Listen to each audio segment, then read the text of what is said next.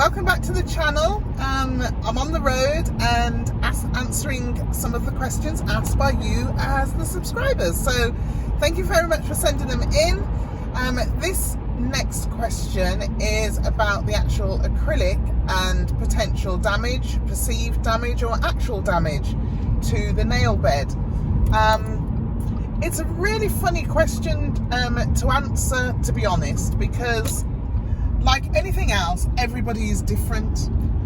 I'm extremely fortunate, and I recognise it, I am extremely fortunate to have very strong nails. My nail bed, as you can see, is longer than the average. So that's why my nails look extra long. It's because a lot of people, their nail bed, if you look at it, is quite small. Mine is quite broad and long. And in terms of the actual nails themselves, my nails were always very strong when I was a teenager, because I've had long nails before it became a thing. And so when I was a teenager, my nails were quite long anyway. I may be cutting in and out because I'm on a roundabout and I'm just making sure that I can pull off. Yeah. So yeah, my nails have always been quite strong. I get it from my mother, so I do believe that certain things are genetic. And my nails, I know, are genetic because my mother's nails are very strong as well, even with her being in her 70s. Now, in terms of the damage caused by acrylic, I can't speak to that because I've not experienced it. Admittedly, I've had acrylic overlays for, I think, at least 10 years. And I know that in that time, the process, the procedure, the care will have changed. But my attitude to it hasn't, because I've always cared for my nails.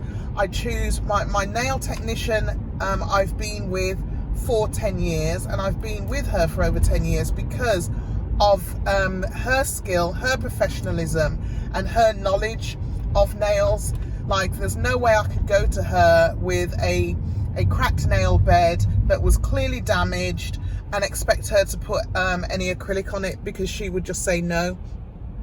And I know that, you know, unfortunately, there are, whilst there are professionals in this industry who uphold certain standards, like any other industry, there are people who don't care. They just want to get paid, and they will put, you know, acrylic on any nail, whether it was damaged or not.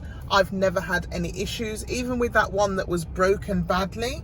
As you will have seen in previous videos, you can see that that's growing up nicely, but my nail technician wouldn't put a nail on it. Even if I begged and pleaded with her to do it, she would not do it until she was fully satisfied that it was healed, because she knew potentially what could happen.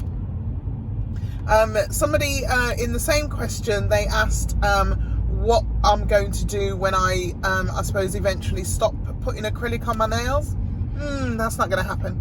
And it's not going to happen for a number of reasons. One, there's no damage that I can see. As you can see, my nail beds are all still very clear, very nice and pink. There's no marks in them.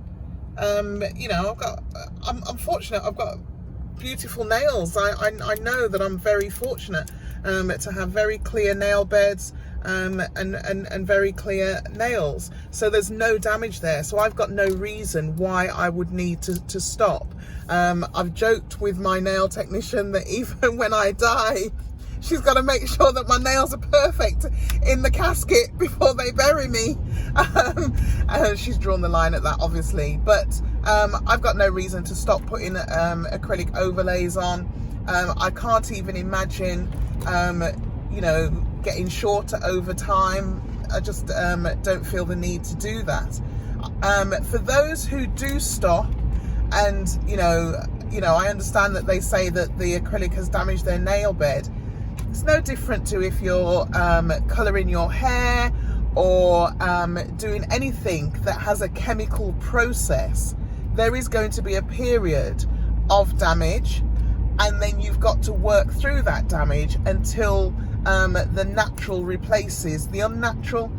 So, you know, my common sense approach, no advice or anything like that, because I'm not a specialist, I'm not a nail technician, I would say give your nails time to grow out. If you look at somebody who notoriously bites their nails, when they decide to stop biting their nails and they start to grow them, they're not going to have perfect nails, because that's years of damage in many cases. So it will have an impact. So don't expect something that's unrealistic, and your diet does play a large part in it. I was saying earlier to a colleague of mine that even before I broke my nails, I noticed that I hadn't had a breakage in a long time. I hadn't had to have a deep repair, which in the beginning I used to have. And I think that's because I changed my actual diet for other health reasons, not to improve my nails, but just for health reasons. I changed my diet, and that therefore had an impact on my nails.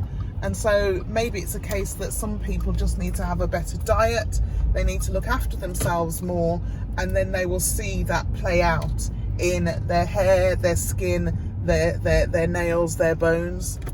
So I hope that's answered the question. A bit long-winded, but the bottom line, the basic message is, I'll always have these nails.